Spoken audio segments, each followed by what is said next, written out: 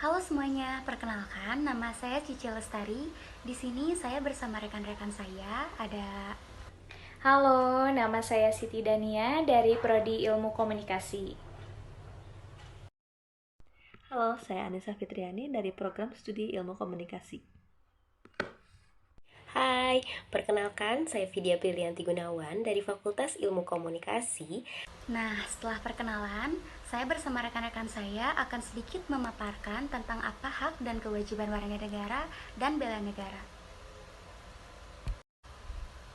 Yang pertama, apa itu kewajiban dan hak warga negara dan bela negara? Pengertian hak itu sendiri dapat diartikan sebagai sesuatu yang harus diperoleh atau diterima, sedangkan kewajiban dapat diartikan sebagai sesuatu yang harus dilaksanakan atau dikerjakan. Berkaitan dengan hak dan kewajiban negara, serta hak dan kewajiban negara yang sudah diatur di dalam Konstitusi atau Undang-Undang 1945. Bela negara ialah merupakan sebuah prinsip, sikap, perilaku, dan juga tindakan yang dimana dilakukan dalam rangka untuk melakukan pertahanan dan keamanan negara. Nomor 2 adalah apa saja yang menjadi hak, kewajiban, dan apa yang bisa dilakukan oleh seorang warga negara untuk melakukan bela negara. Yang pertama adalah hak. Seorang warga negara berhak untuk keberlangsungan hidup, hak untuk pengembangan diri, hak untuk pekerjaan dan memiliki penghidupan yang layak, hak untuk mempertahankan kehidupan, hak untuk melanjutkan keturunan, hak atas pengakuan, jaminan, perlindungan, dan kepastian hukum. Selanjutnya adalah kewajiban seorang warga negara.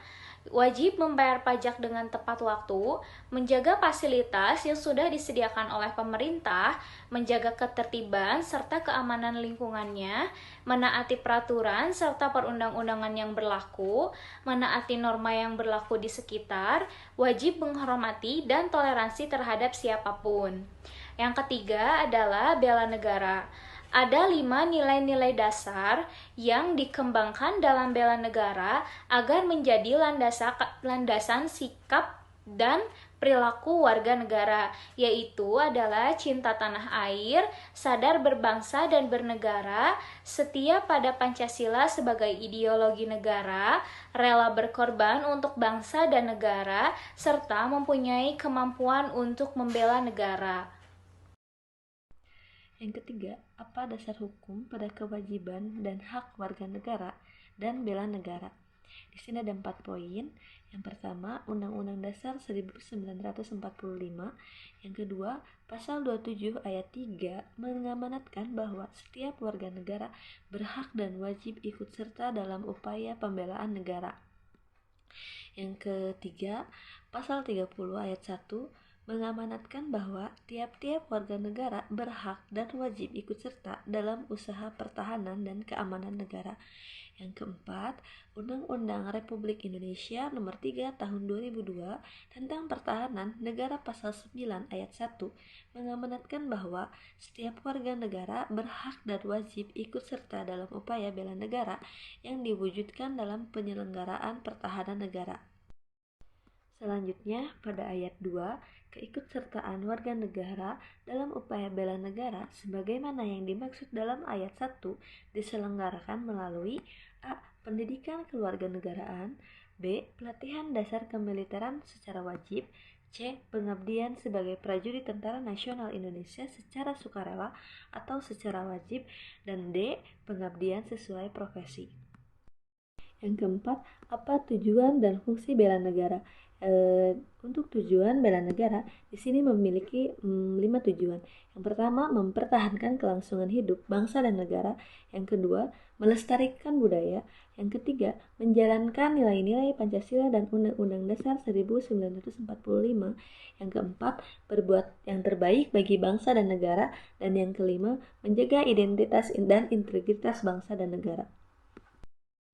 Teruntuk fungsi bela negara, di sini memiliki 5 poin juga.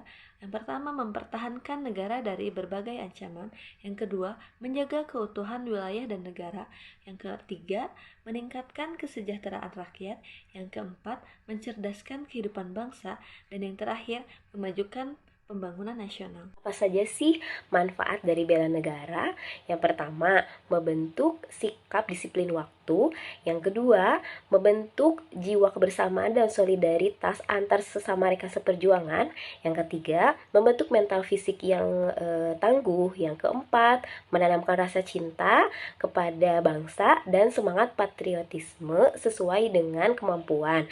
Yang kelima, melatih jiwa kepemimpinan atau leadership baik untuk individu maupun untuk kelompok. Yang keenam, membentuk iman dan takwa pada agama yang dianut oleh individu sendiri. Melatih kecepatan dan ketepatan individu dalam melaksanakan kegiatan, menghilangkan sifat negatif seperti malas, boros, egois, apatis, dan tidak memiliki rasa kepedulian. Membentuk perilaku yang jujur, tegas, adil, dan tepat, serta peduli antar sesama. Contoh bela negara dalam kehidupan sehari-hari di zaman sekarang yaitu menciptakan suasana yang rukun, aman, damai, harmonis dalam lingkungan keluarga, membentuk keluarga yang mengerti dan sadar akan hukum, meningkatkan iman dan takwa serta ilmu pengetahuan, kesadaran untuk menaati setiap tata tertib. Selain itu, bisa juga menjaga keamanan dan kedamaian kampung secara bersama-sama dan tentunya mematuhi segala peraturan hukum yang berlaku, seperti membayar pajak tepat pada waktunya. Inilah penjelasan bela negara dengan fungsi dan tujuan mengapa bela negara dilakukan. Semoga dengan melakukan hal itu dapat bermanfaat dan bisa dirasakan oleh kita semua. Itulah beberapa penjelasan manfaat dari bela negara bagi diri sendiri maupun bagi